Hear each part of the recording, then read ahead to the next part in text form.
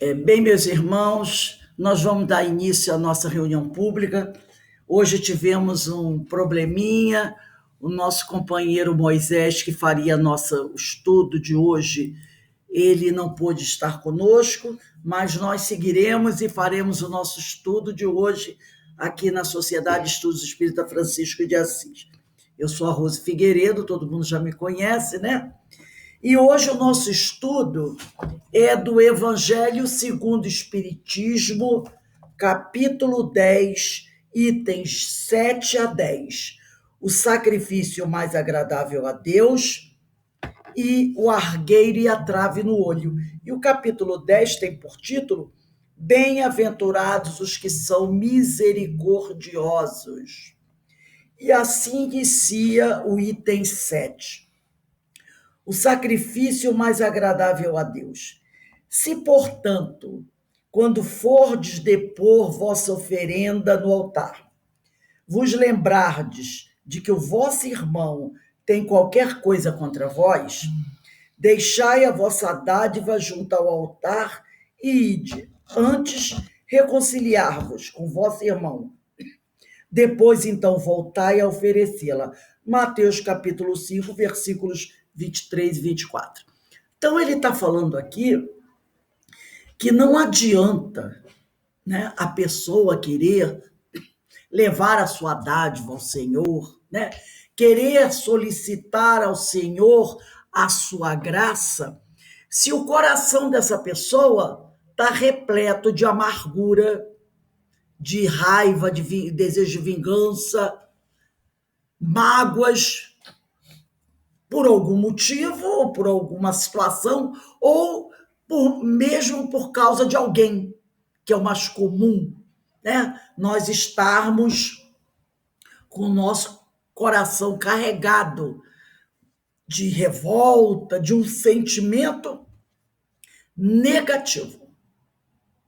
Então, ele recomenda que primeiro a gente se liberte desse sentimento, que a gente busque primeiro se libertar desse sentimento. A partir do momento que a gente se libertar desse sentimento, aí sim nós poderemos estar em paz junto ao Senhor. Porque como estar junto ao Senhor com a nossa mente carregada de revolta, carregada de amargura, carregada de coisas negativas? Não é possível, né? Não é possível. Nós precisamos nos libertarmos dessas algemas para realmente estarmos em paz. E o item 8, ele diz assim: quando diz, ide reconciliar-vos com o vosso irmão, antes de depordes a vossa oferenda no altar, Jesus ensina que o sacrifício mais agradável ao Senhor é o que o homem faça do seu próprio ressentimento, né? É o que o homem faça do seu próprio ressentimento, porque às vezes nós carregamos um ressentimento anos a fio. Todo dia a gente olha para o nosso ressentimento, passa a mãozinha na cabeça dele, não é? Daquele polimento, tira aquela casca suja para ele ficar bem ativo, para ele ficar bem vivo. E cuidamos dele bonitinho junto conosco. E aí, quando Jesus diz que o sacrifício mais agradável ao Senhor é que o homem faça do seu próprio ressentimento, bate aquela dor. Como? Eu vou jogar fora isso que eu carrego comigo há tantos anos? É como se fosse realmente algo concreto. Quer dizer, é algo concreto, se tornou praticamente algo concreto. A gente carrega aquilo, alimentou por tanto tempo esse ressentimento, essa mágoa. Aquela pessoa, ela me fez isso. Todo dia você relembra. porque ele me fez isso, porque ela me fez aquilo, porque isso, aquilo, outro. Então você vai cuidando disso. Às vezes o negócio já aconteceu há 70, 80 anos, né? Mas a gente vive aquilo como se fosse uma coisa recente, tivesse acontecido há pouco tempo. Então, quando a gente toca no assunto, chega, sobe aquele fervo, né? Sobe aquele calor. Então, parece que o fato aconteceu há poucos minutos, há poucas horas. Você sente, né, aquela angústia, o coração bate. Você chega a sul, fica vibrando. Por quê? Porque aquilo está tão vivo dentro de você, você cultiva aquilo há tanto tempo, que parece que aquilo é um órgão do seu corpo. E aí Jesus diz, olha a palavra que ele usa, o sacrifício mais agradável ao Senhor é o que o homem faça do seu próprio ressentimento. Ele já usou sacrifício, porque para muitos de nós vai ser um sacrifício se libertar. A gente está tão apegado àquele tipo de coisa, aquilo está tão entranhado dentro da gente, que a sensação que a gente vai ter é que perdeu um membro do corpo, perdeu um parente, que ficou órfão. E ele diz, o sacrifício mais agradável ao Senhor é o que o homem faça do seu próprio ressentimento. É abandonar aquilo, esquecer, jogar fora. Esse é o sacrifício mais agradável a Deus. E não ficar, eu vou mandar erguer um monumento, né, ao Senhor. Eu vou mandar oficializar várias cerimônias ao Senhor. Eu vou todos os dias botar meu joelho no chão para o Senhor. Eu vou subir a escada da pena, né? Da Pena, em Jacarepaguá, tem a igreja da Pena, né? Vou subir aquela montanha, na realidade fica no alto do morro, tem uma estrada que leva até lá em cima. Vou subir a escada da Penha, que não sei quantos degraus ela tem. Então, muitas pessoas acham que dessa forma a pessoa estará agradando ao Senhor. Não. O sacrifício mais agradável ao Senhor é a renúncia. Que a gente faça do nosso ressentimento. Que a gente se liberte disso. E não é fácil. Como diz Joana de Ângeles, não é impossível, é trabalhoso. Né? Joana disse isso. Na realidade, não é impossível, é trabalhoso, dá trabalho. Porque nós levamos tanto tempo cultivando aquilo, que agora, para tirar, vai ser bastante trabalhoso. E o evangelho aqui continua. Que antes de se apresentar para ser por ele perdoado, né? Aí a gente lembra da oração do Pai Nosso. Pai, perdoa-me na medida em que eu perdoo. Né? Perdoe-me na medida em que eu perdoo. Então, antes de se apresentar para ser por ele, pelo Senhor perdoado, precisa o homem haver perdoado. Mas não é só perdoado. E reparado o agravo que tenha feito algum de seus irmãos. Então, não basta se arrepender, que é o primeiro passo, né? Se arrepender, perdoar, né? Perdoar de verdade e reparar do agravo que tenha feito algum de seus irmãos. Então, é um conjunto de fatores. Só então, quer dizer, repare que aqui tem duas situações. Perdoado se foi agredido e reparado se foi o agressor. Não é? São duas coisas. Se eu me senti ofendido, vamos colocar isso, não esquecer, botar entre parênteses aí, que aquele que se sente ofendido é o orgulhoso. Não é verdade? Aquele que precisa perdoar é o orgulhoso. É a pessoa orgulhosa. Porque se sentiu ofendida. Foi aquela pergunta que fizeram, se eu não me engano, foi ao Gandhi, né? Quando foi que você precisou perdoar? Ele disse, eu nunca perdoei ninguém. Aí a pessoa tomou aquele choque.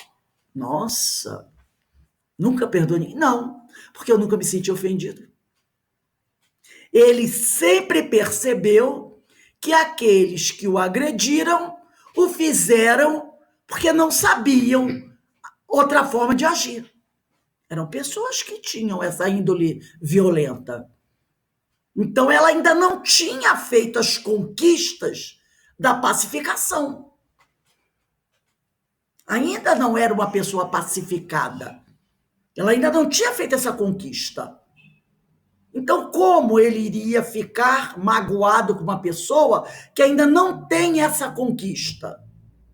É diferente se a pessoa tivesse a conquista. Mas se tivesse a conquista, ela não agrediria. Então, ele reconhecendo que a pessoa ainda não tem aquela conquista, eu não vou ficar magoada. É igual uma pessoa que fica magoada com uma atitude de uma criança de 2 anos que de repente chutou a perna dela. Não é? Então, é uma pessoa que ainda não foi educada. Então, ele não se sente ofendido. Agora, nós ainda precisamos exercer a prática do perdão, porque nós ainda não estamos nesse nível. Então, nós ainda precisamos aprender a perdoar. No futuro, nós não precisaremos mais perdoar, porque já teremos feito a conquista. Então, no futuro, seremos nós que diremos isso. Não, eu nunca precisei perdoar. Mas, por enquanto, ainda é importante para nós exercer esse perdão, até que a gente consiga fazer as conquistas e supere essa fase, né? Depois ele diz aqui, só então a sua oferenda será bem aceita, porque virá de um coração expungido de todo e qualquer pensamento mau. Então, só aí, depois que ela tiver realmente se arrependido, que ela tiver perdoado, que ela tiver reparado, é que a sua oferenda será aceita pelo Senhor. É que ela poderá ser introduzida entre aqueles que já entendem, compreendem a palavra do Senhor, né? Aí ele diz aqui, ele, Jesus, materializou o preceito, quer dizer, a oferenda, porque os judeus ofereciam sacrifícios materiais. Então, Jesus, ele precisou materializar esse preceito. Foi aquilo que nós estávamos até falando outro dia sobre isso. Como as pessoas ainda não conseguiam compreender a mensagem de Jesus, era preciso dar corpo a tudo que ele falava. Entendeu? Era preciso dar corpo, igual a história das parábolas. Ele poderia muito bem passar todo aquele ensinamento sem contar as parábolas. Era chegar e começar a falar sobre todo o ensinamento que contém a parábola do moço samaritano, a parábola do filho pródigo, a parábola do semeador. Mas ele percebeu que se ele não materializasse o ensino através daquelas parábolas, das histórias, ficaria difícil para o pessoal compreender. Não é a história do filho pródigo. Quem é o Senhor? É Deus. Mas ele precisou materializar. Então ele trouxe um senhor que tinha uma grande propriedade e tinha 2 filhos. Então, através das parábolas, ele vai materializando os ensinamentos para facilitar as pessoas entenderem. Porque aí a pessoa capta aquela história e fica com aquela história na cabeça. E aí, através da história, com o tempo, ela vai percebendo, agora eu estou entendendo. Não é bem um senhor, ele não está falando do fazendeiro, mas isso é bem depois, né? Ele não está falando do fazendeiro. Aquela outra história que ele conta, não, é a história que fala, me fugiu o nome, que é aquele jantar que ele faz e manda os convites, lembra? Quando ele fala da túnica nupcial, as pessoas vão, inicialmente, pensar o quê? Numa túnica nupcial, numa roupa de casamento. Depois é que a pessoa vai começar a pensar, não, peraí, não é roupa, é perispírito. É o perispírito. Mas a pessoa, inicialmente, ela vai ficar presa. Realmente, né, a pessoa que vai casar tem que botar a túnica nupcial. Então ela fica com isso aí, a túnica. Passado algum tempo, a criatura evolui, a criatura cresce, a criatura se desenvolve, e aí ela vai entender que a túnica nupcial não é essa roupa, é o perispírito. É assim que... Então Jesus, percebendo isso, ele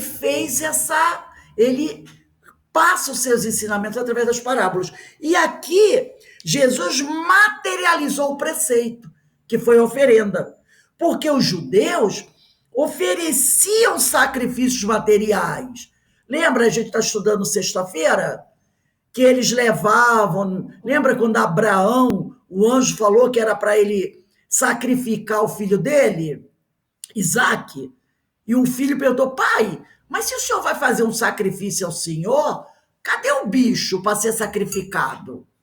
Cadê o animal para ser sacrificado? Ele não sabia, Isaac, que era ele próprio que ia ser sacrificado. Porque Abraão era costume fazer um altar de pedra e sacrificar uma ovelha, um cabrito, um boi em nome do Senhor.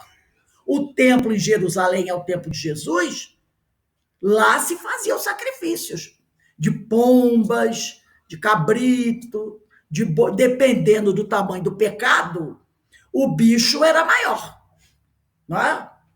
Ou às vezes até eram 3 touros, né?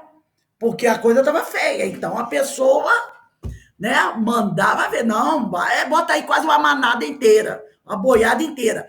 Então era assim, era aquela coisa bem material mesmo, né? E os judeus tinham o altar de sacrifício. Até hoje tem na missa. O que é o altar da igreja? É o altar de sacrifício. A missa é a cerimônia do santo sacrifício. Ainda vem naquela, né?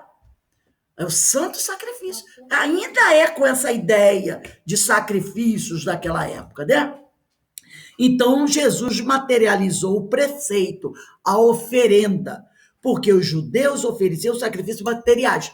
Cumpria-lhe, olha só, cumpria-lhe conformar, quer dizer, adequar suas palavras aos usos ainda em voga. Então, cumpria Jesus, né? Ainda adequar suas palavras àqueles costumes que as pessoas estavam acostumadas. Ele não podia chegar e dizer assim, a partir de hoje está proibido fazer sacrifício. Ninguém vai sacrificar mais nada. Nem pomba, nem cabrito, nem ovelha. Alguém ouviu Jesus falar isso? Não. Porque seria uma violência. Aquele povo ainda tinha essa cultura e ele respeitava. Ele ia colocando os ensinamentos dele, mas ele não ia. Ele mesmo falou, eu não vim para derrogar a lei, eu vim para cumpri-la. Então, a lei do Senhor, não a lei dos homens, daquela história de sacrificar animal, isso vinha da lei dos homens. Porque Deus jamais mandou que fizessem sacrifícios, seja de animais, em honra ao nome dele. Alguém imagina Deus falando para pegarem uma ovelhinha tão bonitinha, levarem para o alto do morro, botar um altar de pedra, pegar um facão e sangrar o pescoço dela, até que aquele altar de pedra fique encharcado de sangue da ovelha? Alguém imagina Deus falando isso? Claro que não. Ah, mas o anjo do Senhor mandou. Mas eram espíritos que estavam ali auxiliando aquele povo, mas que não eram. Eram mais ou menos ali, ó, do nível daquele povo. Eles eram como os profetas que já tinham desencarnado. Porque alguém acha que Elias, Isaías, Jeremias eram espíritos que tinham uma mentalidade muito diferente daquele povo? Claro que não. Claro que não. Era um pouco mais evoluído, tinha um pouco mais de conhecimento, mas era tudo ali daquele top. Era daquele nível. Então Jesus ele entendia que aquele povo ainda precisava dessas questões materiais. E ele respeita isso. Ele vai falando, né? Vai colocando devagarzinho seus ensinamentos, suas orientações. Mas ele não chega lá dizendo, não, vamos acabar com isso, porque essa ideia, essa lei, essa questão de fazer esses sacrifícios todos, né? Isso foi criação dos homens. Foram os homens que criaram essas leis. Eram leis humanas. Ou sugerida por aqueles espíritos que os orientavam, que eram muito parecidos com eles. Mas o Senhor, né, entendendo que aqueles homens ainda eram homens muito atrasados, né, que ainda não tinham esse conhecimento todo, o que ele faz? Ele simplesmente adequa o preceito, tá, aos usos ainda em voga. Então ele fala em oferenda, né? O cristão, agora ele está falando do seguidor de Jesus. É outro, como diz o outro, é outro patamar. Porque esse já ouviu o ensino do Senhor, do Mestre. O cristão não oferece dons materiais, pois que espiritualizou o sacrifício. Então, aquele judeu que não conhecia a palavra de Jesus, esse ainda precisa do sacrifício material. Mas aquele que conheceu o Senhor, que já coloca em prática os ensinos do Senhor, já não usa mais sacrifícios materiais, porque ele já espiritualizou o sacrifício. Já tem uma outra visão. Jesus falou, meu reino não é deste mundo. Então, não preciso desses sacrifícios que vocês oferecem aqui. Então, o seguidor de Jesus, aquele que conhece, que aprendeu o ensino de Jesus, sabe que esses sacrifícios, essas oferendas materiais não têm nenhum valor. Né? E ele diz aqui, com isso, porém, o preceito ainda mais força ganha. Ele agora oferece a sua alma a Deus. E essa alma tem que ser purificada. Agora não é mais uma ovelha, não é mais um touro, não é mais uma pomba. É a sua alma que ele oferece. Porque naquela época, quando você ia oferecer um animal no templo, esse animal tinha que ser purificado. Por isso, você tinha que comprar o animal no templo. Porque aqueles animais que iam ser purificados no templo, eles eram purificados no templo. Então, você entrava no templo, ia lá no setor de venda de animais e dizia, eu preciso de um cabrito, porque o meu pecado com cabrito se resolve. Aí o cara vendia para você, vendia, claro, para você um cabrito purificado. E você ia lá, entregava para o sacerdote, e o sacerdote sacrificava o cabrito purificado. Você não podia trazer cabrito de casa, entendeu? Agora, você oferece a sua alma. A sua alma é a oferenda. Ora, se o cabrito tinha que ser purificado, a sua alma também tem que ser purificada. Não é verdade? A sua alma tem que ser purificada. Então, o preceito ainda mais força ganha. Ele oferece sua alma a Deus e essa alma tem que ser purificada. Entrando no templo do Senhor, deve ele deixar fora todo sentimento de ódio, de animosidade, todo mau pensamento contra seu irmão. Só então os anjos levarão sua prece aos pés do Eterno. Porque se o seu coração é impuro e você não faz nenhuma questão de se purificar, como Deus vai receber o seu coração? Não é? Então, só então os anjos levarão sua prece aos pés do Eterno.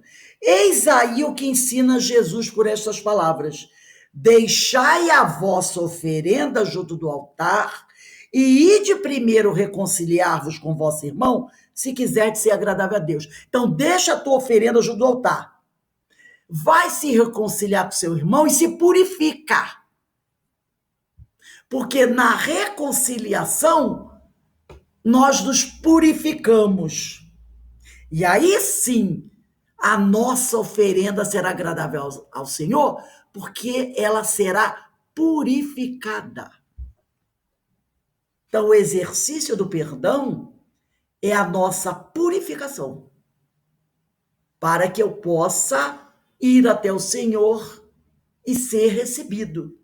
Eu tenho que estar purificado, né?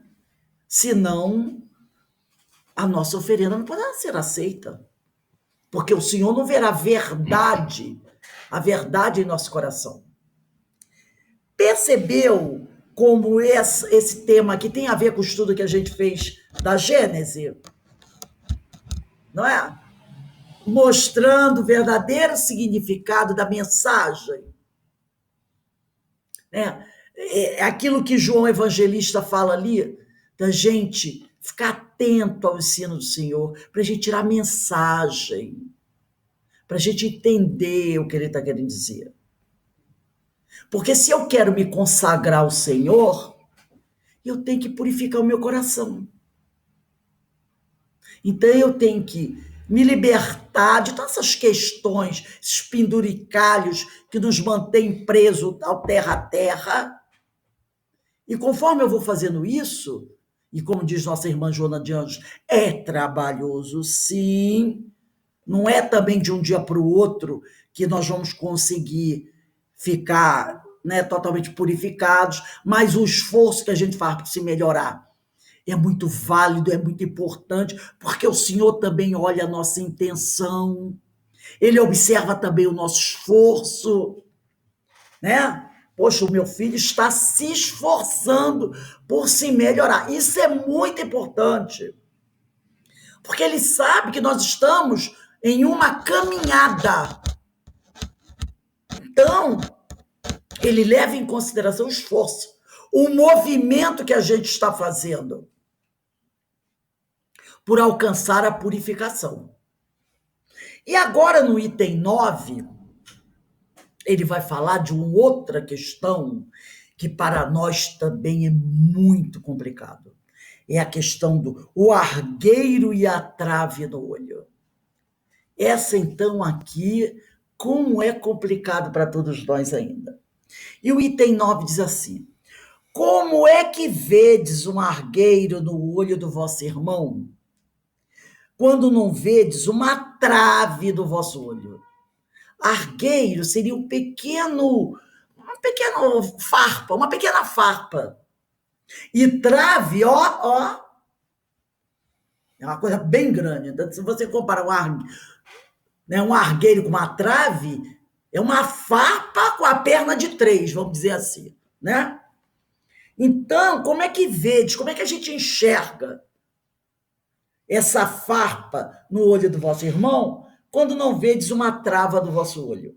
Ou como é que dizeis a vosso irmão, deixa-me tirar um argueiro do teu olho, vós que tendes no vosso uma trave? E aí, né, vem a palavra forte, que ninguém gosta de ouvir. Hipócritas, né? Jesus, de vez em quando, ele era firme. Ele era firme. Hipócritas, tirai primeiro a trave do vosso olho e depois vede como podereis tirar o argueiro do olho do vosso irmão. Tem gente que lê isso assim. Hipócritas, tirai primeiro a trave do vosso olho e depois tira, ou antes de tirar o argueiro do olho do vosso irmão. Mas não é isso que ele está dizendo. Ele está dizendo, e depois vede como podereis tirar o argueiro do olho de você. Quer dizer, primeiro você cuida de si, depois você verifica como você pode ajudar o seu irmão a crescer. Né? No Evangelho tem uma passagem que diz assim, se é para martirizar alguma coisa, martiriza o espírito. Quando o pessoal fala sobre flagelar o corpo, tem um capítulo no Evangelho que trata disso, né? Da flagelação corporal, de não cuidar do corpo, né? Da pessoa não cuidar do corpo, não cuidar da saúde. E no Evangelho diz que se é para martirizar alguém, martirize o espírito. Né? Flagele o espírito, mas é no sentido de reeducar. Reeducar.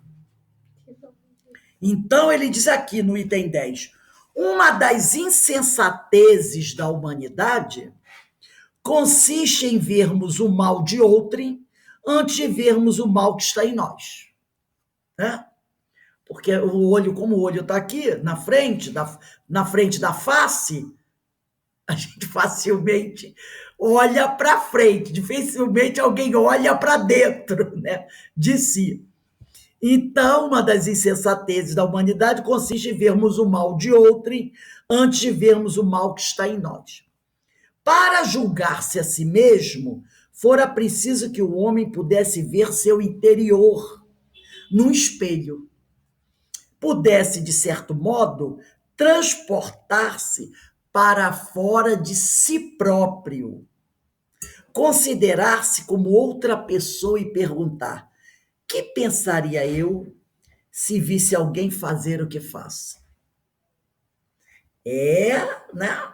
Aí eu lembro da questão, se eu não me engano, é 919A do Livro dos Espíritos, não é? Aquela de Santo Agostinho, eu sempre confundo a questão. Vou pegar aqui eu acredito que seja isso mesmo. Eu confundo o número dessa questão, é 919 assim. Deixa eu ver aqui, né? Qual o meio? Ele falou que ele diz aqui, ó. Para julgar a si mesmo, fora preciso que o homem pudesse ver seu interior no espelho, pudesse, de certo modo, transportar-se para fora de si próprio, considerar-se como outra pessoa e perguntar: que pensaria eu se visse alguém fazer o que faço? Então, é a questão 919A de O Livro dos Espíritos. Eu vou ler a 919. 919. Conhecimento de si mesmo. Qual o meio prático mais eficaz que tem o homem de se melhorar nesta vida e de resistir à atração do mal? Um sábio da antiguidade falou disse: conhece-te a ti mesmo. Não é? Então, se o homem, né, pudesse olhar no seu interior, se o homem pudesse transportar-se para dentro de si mesmo, pudesse transportar, o que ele pensaria se visse as atitudes dele, né? O que ele faria se visse as atitudes dele? Então, é que na 917, 919A, concebemos toda a sabedoria desta massa, porém a dificuldade está precisamente em cada um. Olha só a pergunta que Kardec faz.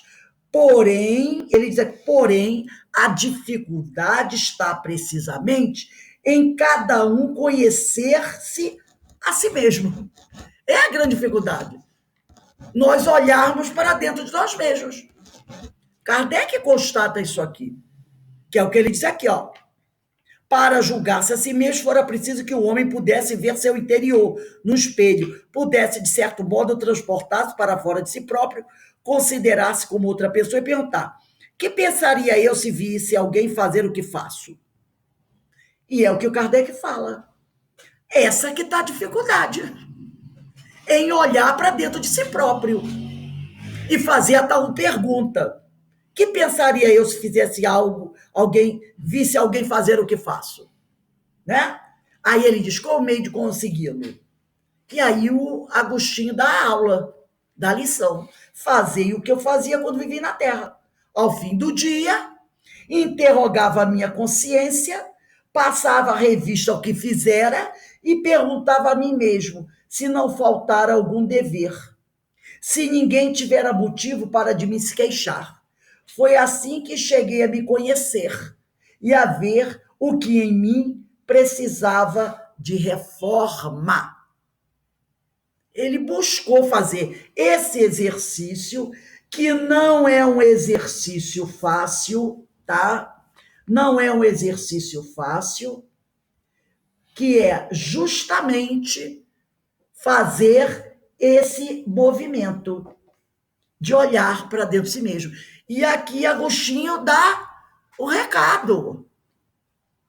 Toda noite senta e se analise. É a forma. Faz essas perguntas. É o que ele fazia. O que eu fiz hoje de bom? O que a minha consciência não aprovou? Né? Ele fazendo essas perguntas para ele mesmo. E as respostas iam chegando. Porque a nossa consciência, ela não nos engana. Ela é dura, ela responde. E aí ele ia buscando se melhorar a partir das respostas que ele ia recebendo das perguntas que ele fazia. Assim ele ia crescendo, se melhorando.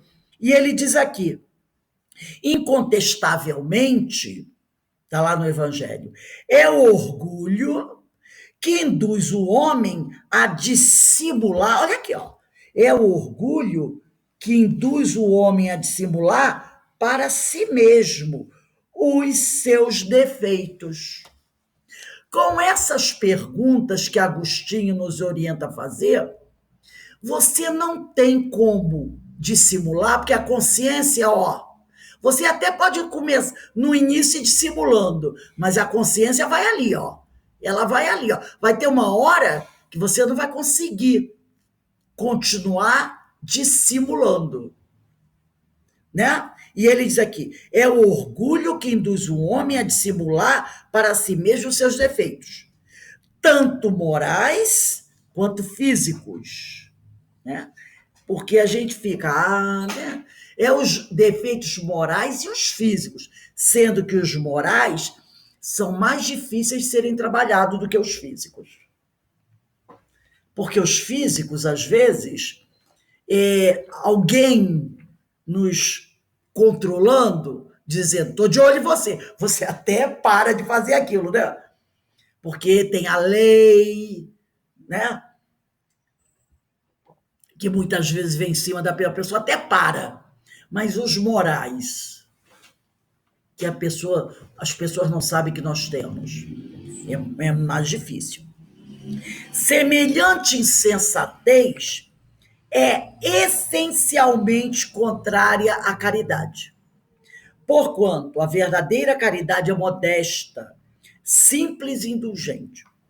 caridade orgulhosa é um contrassenso. E às vezes a gente pratica, quer dizer, a gente pensa que pratica a caridade, mas na realidade é um ato de orgulho, né? Hoje eu vou lá à casa espírita fazer um trabalho, vou praticar a caridade. Às vezes a pessoa não diz isso. Que ato de caridade? Alguém chega e pergunta: e aí, fulano, você pratica caridade? Qual o ato de caridade que você pratica? Ah, eu visito todo domingo o lar dos velhinhos abandonados. Eu participo da mesa mediúnica. Eu visito o lar de rancenianos, eu vou ao hospital visitar os doentes, eu tenho as minhas caridades. Eu colaboro financeiramente com a instituição A, B, C, D. Aí a pessoa diz, são os meus atos de caridade. Pronto, é altamente orgulhoso. É altamente orgulhoso.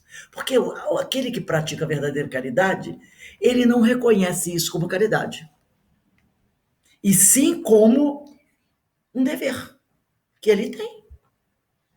É um dever que ele tem. Por quê? Eu tenho que me ensorbecer, ficar, né, ali vaidoso por uma coisa que não faz mais do que a minha obrigação. Me preocupar com os meus semelhantes. Não é? Faz parte. São meus semelhantes, eu tenho que me preocupar com eles. Então, eu não posso colocar isso na lista das caridades. Então, quando nós colocamos, é porque não é caridade, a gente é muito orgulhoso. Então, ele diz aqui, caridade orgulhosa é um contrassenso, visto que esses dois sentimentos se neutralizam um ao outro. Com efeito, como poderá um homem bastante presunçoso, para acreditar na importância da sua personalidade e na supremacia das suas qualidades, possuir ao mesmo tempo abnegação bastante para fazer ressaltar em outrem o bem que o eclipsaria, em vez do mal que o exalçaria? Como é que alguém pode ser, ao mesmo tempo, caridoso e vaidoso? Né? Como? Não pode, não dá. Se você é vaidoso, orgulhoso, egoísta, você não é caridoso. Ainda. Ainda. Mas a partir do momento que você começa a entrar em contato com o Evangelho de Jesus, aí você começa a perceber, olha só, eu pensava isso, mas não é nada disso que eu penso. Aí você começa, aos pouquinhos, a mudar. Né? Você antes valorizava alguma coisa e depois você disse, isso não tem valor nenhum. Aí você vai mudando, mas você não pode ter as duas coisas. Você não pode, né? Por isso mesmo, porque é o pai de muitos vícios, o orgulho é também a negação de muitas virtudes. Então, aquele que é orgulhoso, ele não tem muitas virtudes, porque seria um contrassenso. Ele se encontra na base e como um móvel de quase todas as ações humanas. Quase todas as ações do homem têm como base ainda o orgulho. Né? Aí você vê certas situações, né? De guerra, a gente vê essa questão aí das pessoas que não querem receber aqueles que fogem das guerras, né? Os refugiados. Aí tem egoísmo, tem orgulho. Não, eu vou abrir a fronteira para os refugiados entrarem, eu vou aceitá-los aqui, e o meu emprego como é que fica? Eles vão tirar o meu emprego. Eu ouvi ontem um jornalista fazia um comentário sobre essa questão aí das eleições americanas, porque um grupo de latinos que eles esperavam que lá no Texas os latinos apoiassem mais o candidato democrata. Mas, para surpresa de muitos, eles viram os latinos apoiando o candidato que é contra a entrada dos latinos nos Estados Unidos, que inclusive separou pais dos filhos. Tem um verdadeiro campo de concentração onde se encontram as crianças, e muitos desses pais foram deportados para seus países e os filhos ficaram. Então está um problema seríssimo, porque agora eles estão tentando localizar esses pais nos seus países de origem para poder mandar as crianças. E muitos desses pais desapareceram, não deixaram endereço. Então vamos dizer assim, nicaragüenses, venezuelanos, os filhos ficaram lá. Eles pegaram, o governo americano pegou os pais e mandaram de volta para os seus países. E as crianças ficaram. Agora eles estão tentando mandar as crianças. E cadê que não se consegue localizar os pais? Porque muitos pais não deixaram o telefone, endereço nem nada. Aí algumas crianças latinas que estão sendo entregues a outras famílias americanas ou outras famílias latinas para serem criadas por essas famílias, porque perderam seus pais. E outras estão sendo levadas para o orfanato. Então eles esperavam que os latinos apoiassem o candidato democrata e não o candidato que está promovendo isso. Aí um jornalista, sem entender, foi perguntar ao latino por quê? E sabe o que ele respondeu? Acontece que é o seguinte, olha só, quando eu vim para cá, eu entrei aqui, passei um tempo na clandestinidade, depois eu procurei as autoridades, me registrei, trabalhei, hoje eu tenho meu emprego e eu sou legalizada. Esses que estão querendo entrar clandestinamente, isso eu não aceito. Não aceito. Se eu fiz toda essa trajetória de esforço, como é que eles querem entrar desse jeito? Nada disso. Percebeu? Percebeu? É a questão. Não importa se você entrou e fez esse processo todo, porque você teve condições e achava certo.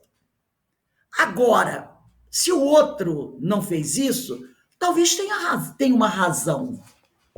Mas aí, você quer que o outro, entre aspas, se dane.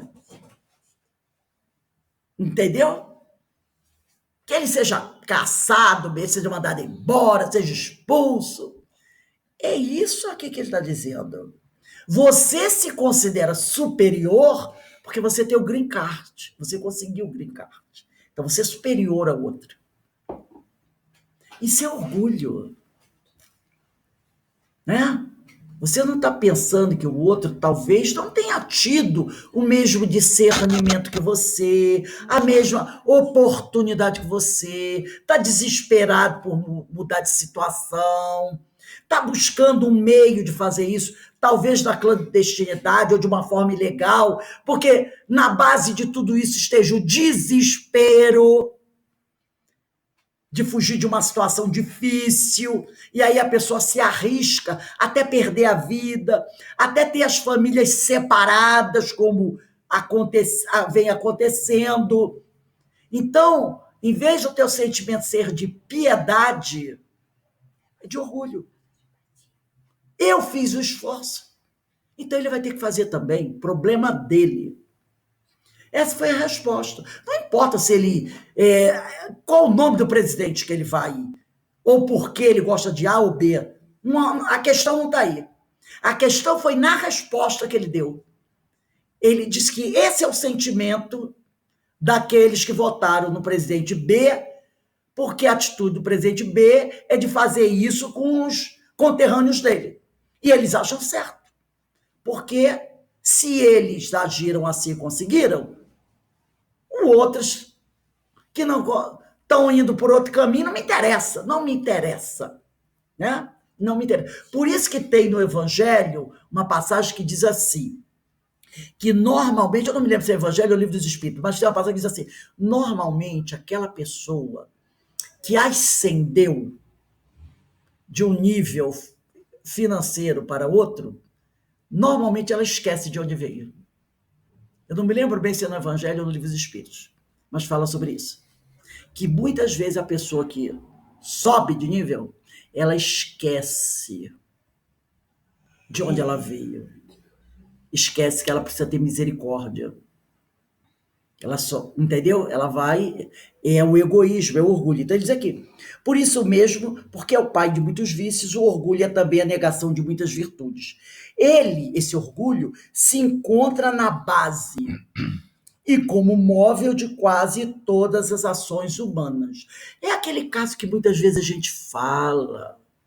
Quantas vezes a gente vê um jovem, uma criança na marginalidade, fazendo coisa, e a gente diz assim, eu também vim de lá, eu também vim de baixo, e eu não sou bandido.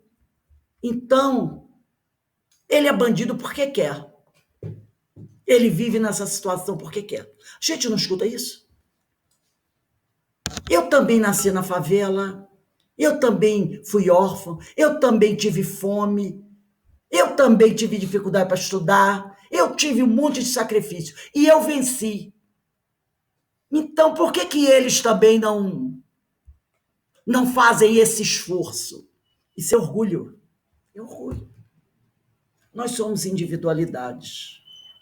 Cada espírito tem uma história, tem um potencial, entendeu? Então, eu não posso me colocar como parâmetro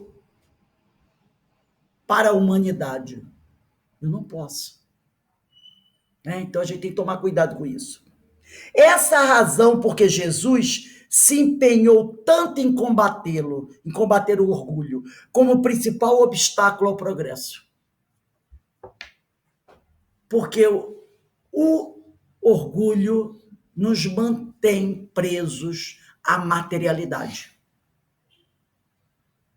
A essa visão ainda dura em relação aos nossos semelhantes. Né? A gente se coloca no pedestal, numa situação X, e quer olhar aqui, ó, de cima. Nós só vamos evoluir com uma mão esticada para baixo e outra para cima. Porque acima de nós tem sempre alguém mais evoluído, que vai nos puxar. E a mão nossa que está para baixo é para trazer o outro companheiro conosco. Sem ficar olhando para baixo, vai dizer, deixa eu ver se ele merece a minha mão, segurar a minha mão. Porque se eu olhar para baixo e pensar isso, será que o de cima também não vai dizer? Deixa eu ver se ela merece segurar a minha mão. Então, a cada um segundo as suas obras. Assim nos ensina Jesus, né? Então, que esses dois itens, né? A gente busque oferecer ao Senhor o melhor sacrifício, né? Que é justamente esse. Espiritualizar esse sacrifício e oferecer ao Senhor uma alma purificada. E não nos preocuparmos com o cisco que está no olho do outro, mas sim buscar tirar o nosso e aí ver a possibilidade, o que eu posso fazer para ajudar o meu irmão a crescer e a caminhar. Aí nós estaremos, sim, nos aproximando de Jesus. Porque nós estaremos colocando em prática tudo aquilo que ensinou e nós seremos o exemplo vivo dos ensinos de Jesus. Nós seremos o evangelho. Tem uma frase, acho que é de Francisco de Assis, que ele diz assim, cuide, cuidado, porque talvez você seja o evangelho que o outro terá oportunidade de ver e de conhecer.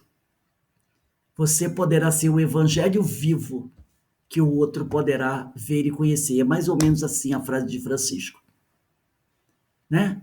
Talvez nós sejamos o evangelho que o outro companheiro terá oportunidade de conhecer. Porque ao olhar para nós, ao ver nossas atitudes, ele veja o evangelho do Senhor. E talvez seja esse o evangelho que ele possa conhecer.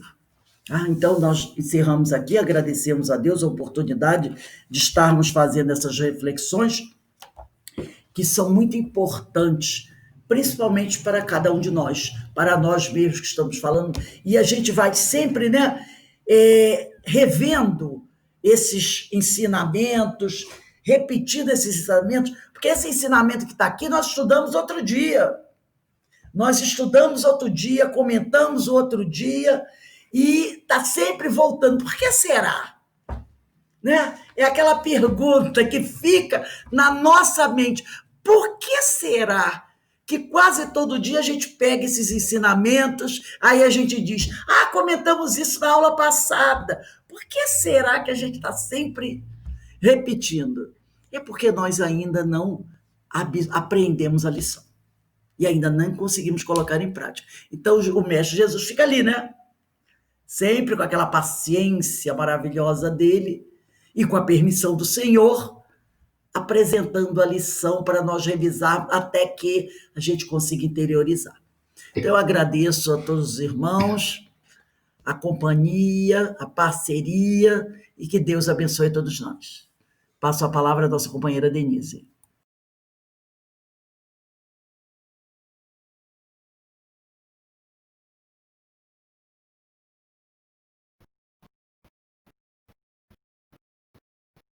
Então, agradecidos mais uma vez, obrigada, Rose, obrigada a Jesus por nos auxiliar no entendimento dessa lei divina, né? Nos auxiliar no entendimento a Kardec, por nos auxiliar no entendimento do que quis dizer Jesus, e pedindo ao Pai Celestial que nos fortaleça sempre, que nos envolva, fazendo com que nós consigamos direcionar a nossa vontade na direção da realização desse desejo, o desejo de melhorarmos, o desejo de caminharmos junto ao nosso Mestre Jesus, para que possamos ter as melhores experiências de amor, de dedicação ao próximo e de submissão à vontade do Pai. Gratos estamos, Senhor, e pedimos a sua permissão para darmos por encerrado os estudos da noite de hoje, agradecendo sempre a companhia constante dos nossos irmãos que nos incentivam, nos abraçam e nos auxiliam a prosseguir em frente. Esteja conosco, Pai querido, Mestre Jesus, esteja conosco, hoje, agora e sempre. Assim seja. Graças a Deus. Meus irmãos, queremos desejar uma boa noite para todos vocês, que o Senhor nos abençoe, e amanhã estaremos de volta às 17 horas para darmos continuidade aos nossos estudos, tá?